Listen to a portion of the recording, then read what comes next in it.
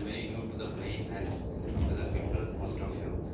And just to give you a little, person has already told about my background. Just wanted to give you a little background. Alhamdulillah, I've been always postage in my life.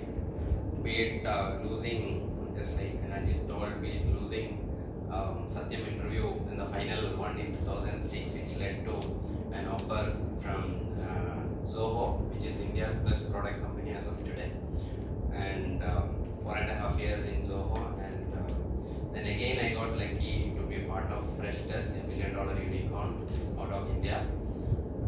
In 2010, when Girish Mathurudam, the founder and CEO of Fresh Desk, wanted to start Fresh Desk, I was the third option after him and Shan. Shan is the CTO, and I became the third person in the company in a small 100 square feet room.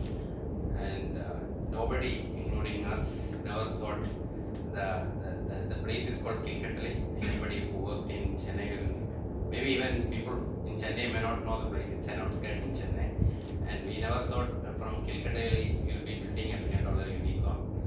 And alhamdulillah, we were able to do it. It scaled over the period. And today, Freshers is a 1,500 member company with 5 offices across the world and probably going IPO next year. And in 2017, I left 2016, and I was thinking about all the feedbacks. I used to get a lot of requests for feedback, even from employees or HR monthly, just like the open your mind kind of thing. We do have something called a monthly pulse surveys, and all those things were really boring, and I was not even answering. And most of the time, I used to tell them that generally HR will call you and tell that, okay, why don't you tell your people to fill the survey or feedback? I used to jokingly say that if I'm not doing, how do I say to my people to do it? Like, so you have to be the role model. And that got me thinking, why am I doing like this? So, but most of the time I was so busy that I didn't get enough time, and in mobile it was not working. That was the reason I was not feeling. So if it is working in mobile, it's a lot more easier, because even though you're traveling, you can do it on the way. So that's the starting point for Service Sparrow. I came back to Kochi, and parallelly there was a personal reason also, was ready to come back to Kerala. And I came back in 2017, and we started in a very small place next to the DLF, and in a 100 or 150 square feet. Maybe 5 people can sit there. Then today we are a 30-member team in Jyotirmaya, and probably in 18 months we were able to launch the product. Closer to the mic.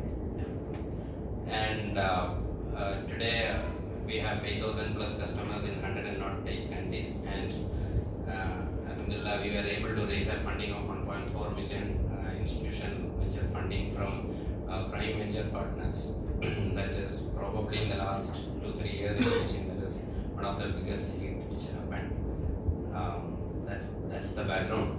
So I thought probably today morning also I was talking to Shijas, and he was just asking me, like, how do you raise funds in halal way? So then I told probably I should be talking about how do you do like institution funding, what is the tips and tricks for that one. So I just wanted to get into that alone, probably, and then we'll get into a Q&A, and I can help you with any questions. Right?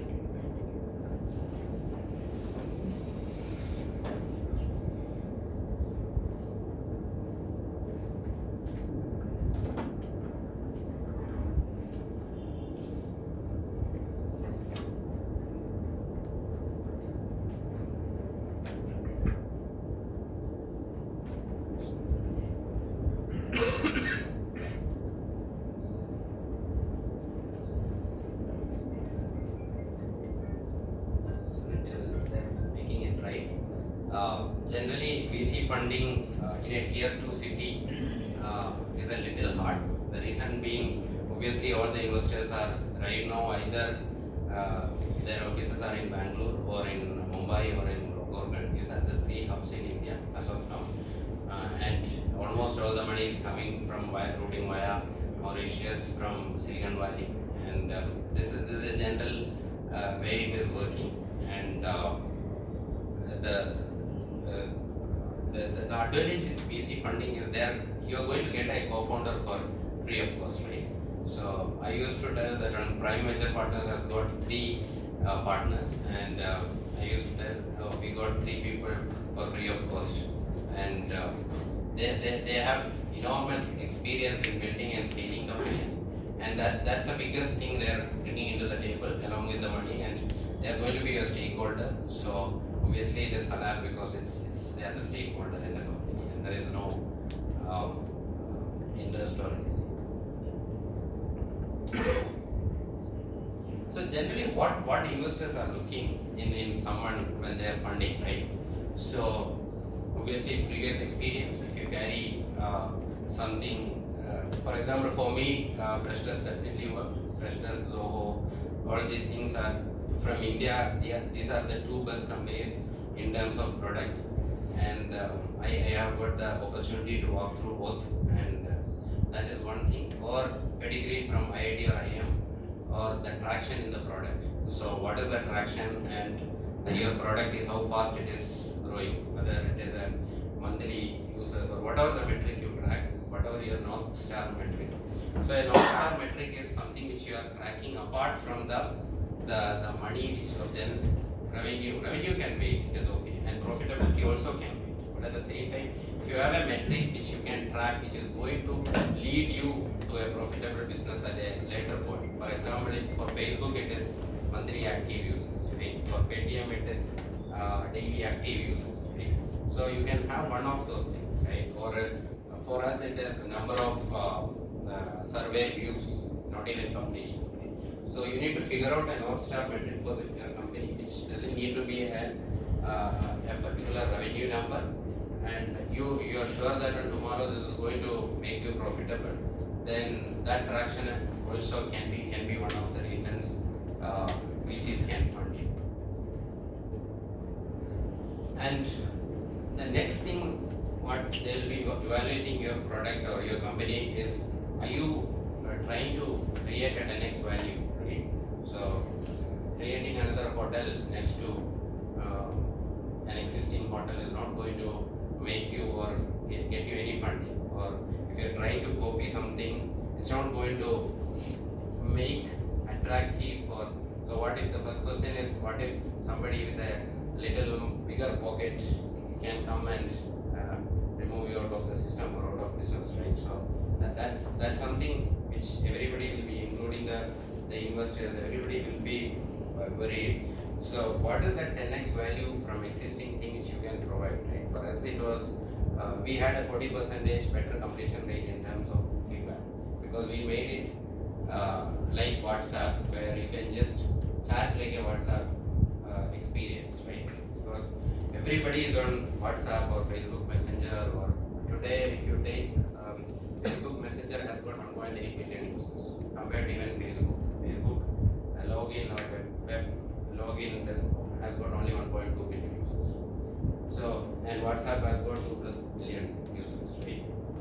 The reason being, today's generation, especially the millennials or Gen Z, they actually need everything instantly. They can't wait for things, right? So that's the general tendency, and they don't send you an email, and they always want to do either Slack or WhatsApp. Okay, so many of them are there who don't know if you're really talking into Gen Z. And I had a situation where I told them to sign up with email, and they told, what email? So why do you want an email, right? So that's the way people are thinking. Maybe all our generation may have an email, Facebook, everything, but today's generation has got only a mobile number, and they do have mostly an Insta account. This is where the world is changing, right? So so basically we wanted to build something for that generation, right? So and they are already coming into the work, right? And we really need to build for them, right? That's they are the future of us and for the business, right? And the third thing is, to be successful is it brand worthy, right? A brand worthy is basically it has to be at least 5x better than the current one. So why are we talking about Paytm curve, right? So everybody talks about Paytm curve, or when we had demonetization, we all used to, people who never had a Paytm also install that one, and then we all swiped the Paytm because we didn't have money and we don't want to get into bad queues of 1.5 kilometer, right? None of us wanted to do that, right? And the reason being, it is brag-worthy because the transferring, that instant transfer, just scanning it is an easiest way to get things done, right? So that's brag-worthy. So just make sure that when the product or the company you are launching has got a solution which is brag-worthy, which people will talk about you, saying that one, okay, it's amazing, right? So that brag-worthiness is something which we should be.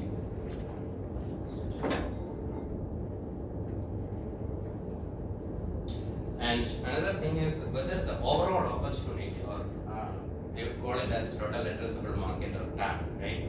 Nobody is going to fund you for a business which is going to make a totally, you are going to get into a probably 10 million or 1 million, right? Because they are going to write a check which they are expecting at least 10x return, right? The reason being, the VC game works in such a way that one, they are going to invest in 10 companies. They know that one, 3 or 4 is going to fail, and failure means they are going to get zero return out of it. Negative return. So basically, not even zero. Right? So their capital is going to go away, right? And they know that when there is only 2 companies which is going to make it, and that 2 companies has to give at least 10x or 20x return. Then only they'll be able to even get their capital back. And there is another 3-4 companies which is going to get them their capital alone, right? This is the method they are working. So when they are working in a high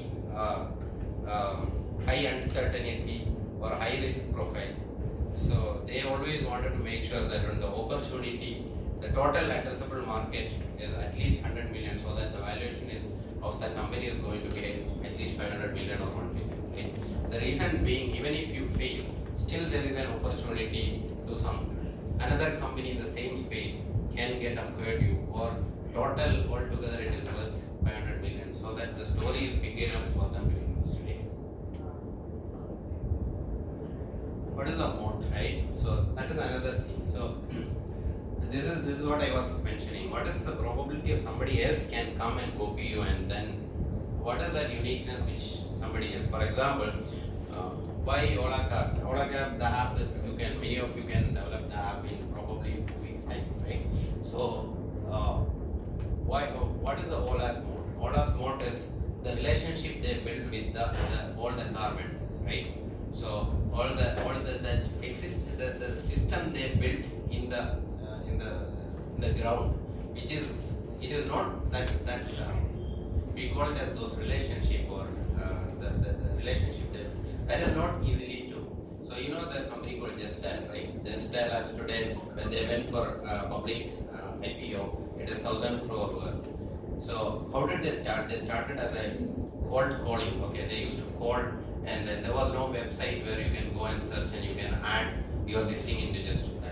Earlier time it was just calling into the call center and asking is like, okay, what is the best doctor available or best dentist available in Kochi, right? So over the period, they got lot of knowledge and lot of data which you cannot replicate in 1 year, right? So it's very easy to build a platform like this. It is not going to take more than 2 months, but the real value is data. That data you will not be able to generate in 1 month or 2, right? So what is that? If somebody is going to, okay, even if somebody is starting today, it is going to take another 5 years or 10 years to touch me, right? So that is the moat. So what is that moat you are going to build, or what is that moat which people can't do it in next 3 years, right? So that's the value. That's another thing people will be looking. And this is not the least one. It is the first one, but I put it as the last one. It's the team. So if the team is a team, only people will. So the team really matters. So I still remember our first pitch of freshers. Okay, A team, there is no plan B. That was the first slide in the presentation which we put into investors. So So there was no plan B because you don't have a chance. And if you're failing, this is the end, right?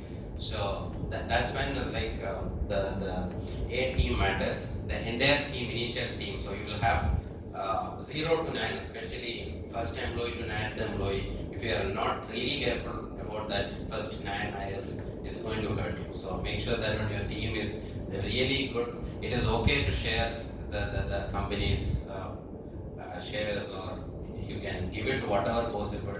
But even if one bad egg is there from 0 to 9, it will at some point, I should not be saying, but obviously you'll get fucked up, honestly. So that's the last point, I think.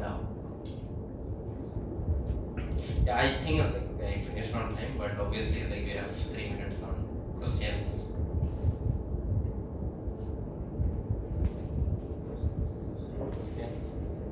Any questions you want to ask in the last? Although we have a Q&A session, but you got an opportunity to ask us specific questions.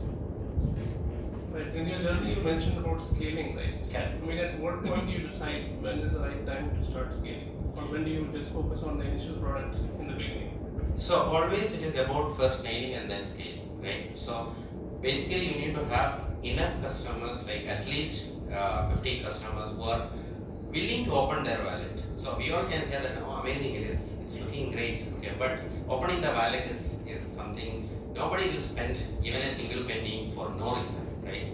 So if you have 50 customers or 100 customers who can open their wallet and tell that, okay, here is my money, I trust you with my money, right? That's when you will know that, okay, there is some value which is there in your product, right? Otherwise, just saying it's amazing, maybe just to make sure that, okay, I wanted to have a good relationship, right? Any other question? We got like 1 minute more, so we can take one more question.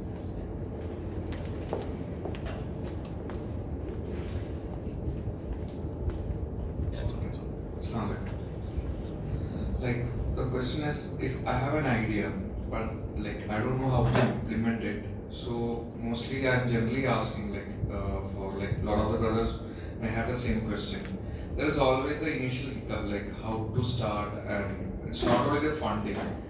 Like even if I have an idea, I don't. Maybe I'm from IT background, but I don't know the other applications that the other people are working. So which is the best tool to implement it? How we get brainstorm all those ideas from, like, some people may have only picture about one particular technology, but he might be commenting that this particular technology is not good, or like how will we brainstorm all those information? How will we network like the right-minded people? Okay. So there are 2 questions in that one. One is about technology. Technology generally, almost all the companies will start with an open source because you don't want to pay the licensing fee. That is the first reason. And when you start with an open source, the community really matters. So who is going to back you when you are going to hit the road, right? So that's one of the major criteria. So what is the maximum movement? For example, today probably React, or probably you wanted to do Node.js or whatever it is, right? Or even those things is like, okay, and also the availability of resources. You cannot alone build everything, right? So these are the 2 criteria in terms of technology you may need to consider. And about application, if you're asking the second question, generally you may need research has to be done definitely. So in terms of total addressable market, in terms of whether it is a blue ocean or a red ocean. A red ocean is which is where you have already existing 5-10 players are there. You are going to get into that as a 11th player, and you are going to be the new kid in the block, right? So you need to know existing things like how people have done, and then you need to start applying. At the same time, if you are going in something like a completely new thing, right, and it is going to be like, okay, probably you wanted to have a mission to Mars or whatever it is, right, which is not achieved, or you wanted to have a tour to Mars, right? So that is a blue ocean, which will give you one advantage, early bird advantage, but at the same time, you will have to really nail it. In that particular case, you don't need to consider anything. You will have to go by your gut, but at the same time, you will have to experiment bit by bit, and then create that use case, and then you need to scale. But it may take a little more time for example, the no software movement by Salesforce, right? Till that one only installed softwares were there. Today we do have SaaS, right? The reason being, Benioff has done a blue ocean in SaaS, right?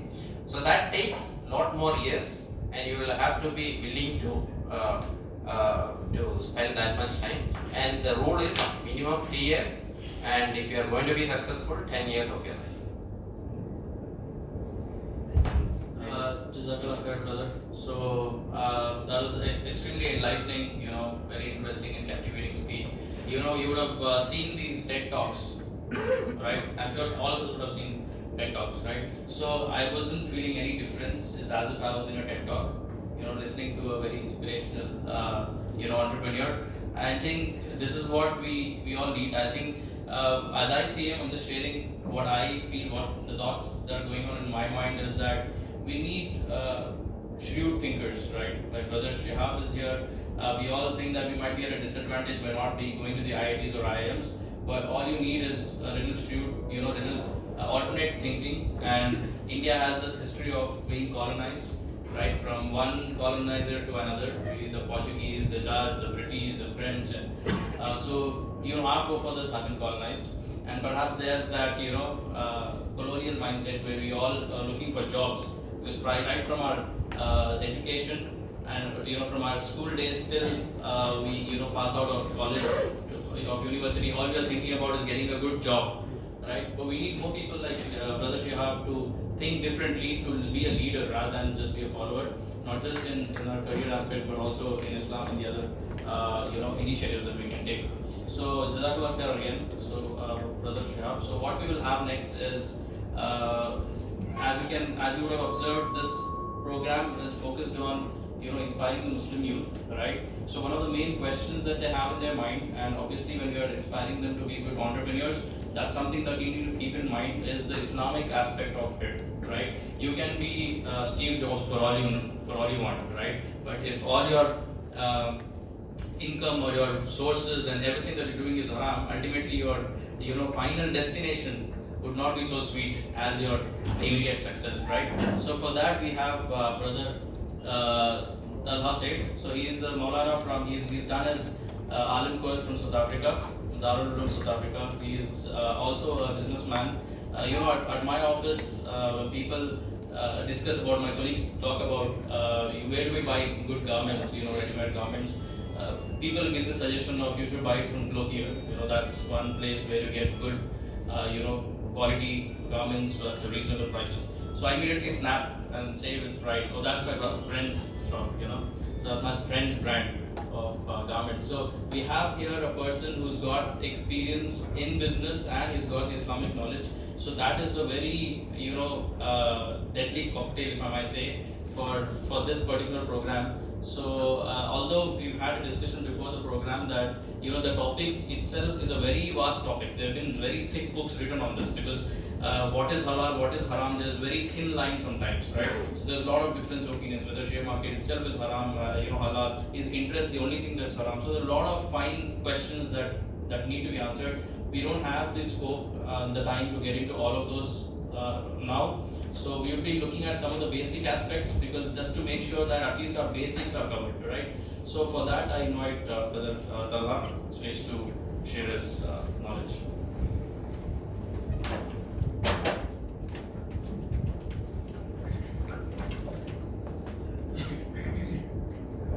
Assalamu alaikum.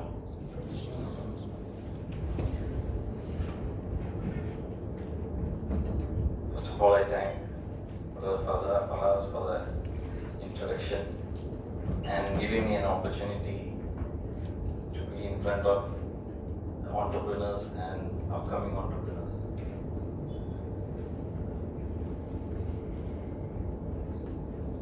نحمده ونصلي على رسوله الكريم. أما بعد، أعوذ بالله من الشيطان الرجيم. بسم الله الرحمن الرحيم. يا أيها الرسل كلوا من الطيبات واعملوا صالحا إني بما تعملون عليم. وقال تعالى: يا أيها الذين آمنوا كلوا من طيبات ما رزقناكم وقال النبي صلى الله عليه وسلم طلب الحلال واجب على كل مسلم. وقال أيضا طلب الحلال فريضة بعد الفريضة، أو كما قال عليه الصلاة والسلام. My dear respected brothers and business entrepreneurs, we all are here to be success. No one in this room like to be unsuccess. So Allah subhanahu wa ta'ala has kept my success, your success, and the entire mankind success is only in following the deen of Allah subhanahu wa ta'ala. A man can be in a higher post, he can be the wealthiest man in this world, he can be a biggest politician or anything whichever we aim the biggest, but if he doesn't have deen in his life, all those things which he achieved in this world is nothing, is waste. Because our life in the hereafter is the actual life. Our life starts from our death, and that life is the hereafter, everlasting life. So we need to become success in that world. For that, this is the opportunity Allah subhanahu wa ta'ala has given us, the small life in this world. So Allah subhanahu wa ta'ala has kept our success in deen, and deen means to obey the commandments of Allah subhanahu wa ta'ala and to follow the path shown by the Prophet Rasulullah sallallahu alayhi wa sallam. Nabi sallallahu alayhi wa sallam says in the hadith, ad-deen yusrun, deen is very easy. Today it becomes difficult for us because we have not practiced deen in our life. If we start practicing deen in our life, it becomes easier. Anything which we in this world, if we start practicing, like for example swimming, if we hear the theory of swimming, it becomes very difficult. But once we practice swimming, you can even swim in the ocean. It's very easy. So to follow deen is actually very easy when you practice, you try to bring deen in our life. It becomes very easy in any circumstance you can practice. So deen, Allah subhanahu wa ta'ala, deen is complete. It's not incomplete. Allah subhanahu wa ta'ala mentions in the Quran, Al-yawma akmaltu lakum deenakum wa atmamtu alaykum ni'mati wa raditu lakum al-islam deena. Today, that means the day that ayat was revealed, Allah subhanahu wa ta'ala has completed his deen. And Allah subhanahu wa ta'ala says in the same time, He says that I have fulfilled my bounty upon you. So to get deen is the biggest bounty which a person can get in this world. It's the biggest ni'mat which a person can achieve in this world. So deen Allah subhanahu wa ta'ala has given us to become successful. And deen is complete. Deen is not only in worship or beliefs, but deen is also in our social life, social matters, family matters, in our marriages, in our studying, in all the aspects of our life, deen is involved.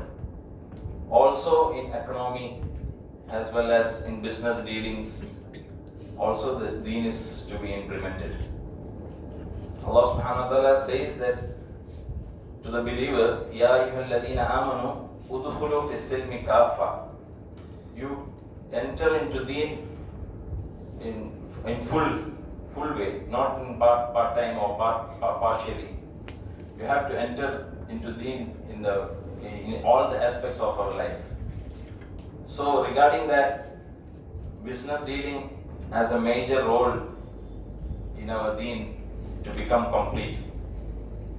So we all as entrepreneurs, we need to know many things which Allah subhanahu wa ta'ala has promised in earning halal, and also the warnings of what Allah subhanahu wa ta'ala has warned when if we earn haram wealth and it comes to our life, what is the harms which will get affected in our life. So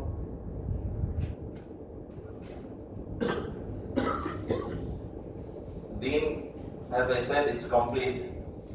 So once Abu Ayyub Ansari radiallahu anhu, he said that لا تستقبل القبلة ببول أو غاية, that do not face the Qibla when you are relieving yourself. So when this was said, some people started mocking and laughing that have your Prophet taught you all these things? So again they asked the same question. Then Abu Ayyub Ansari radiallahu anhu said, yes, our Prophet have taught us all the aspects of our life, how to relieve yourself, how we should face, how we should sit, everything. Nothing has been which is not taught by Rasulullah sallallahu alaihi wasallam. So Allah subhanahu wa ta'ala guarantees a good life for those people who follow the deen in our life. He guarantees a hayatan tayyiba. He says, I will give you a best life in this world and for sure in the hereafter. So in this world, the best life means what? You need to get peaceful life, tension-free life. And whatever earnings we get, we should have barakah in that. So only way to get all these things in this life is to include deen in our lively things. Whatever, if we are doing business or whatever things we do, we have to include deen. So many virtues and many ayats Allah subhanahu wa ta'ala has kept for the business people, and Allah has given a higher status for those who does business. It comes in a hadith that التاجر الصدوق الأمين مع النبيين والصديقين والشهداء, that a business person who is trustworthy and truthful, he will be with the Anbiya alayhi salam, with the Rasul Anbiya alayhi salam, as well as the Siddiqeen, the righteous people, and with the martyrs, Shuhada. So that is the status Allah subhanahu wa ta'ala has offered us as a business person. But what should we follow for that? We should be truthful, trustworthy. Then only we will get that status. So we all are here to become success and to get these things. And another ayah Allah subhanahu wa ta'ala says, وَجَعَلْنَا النَّهَارَ مَعَاشًا, I have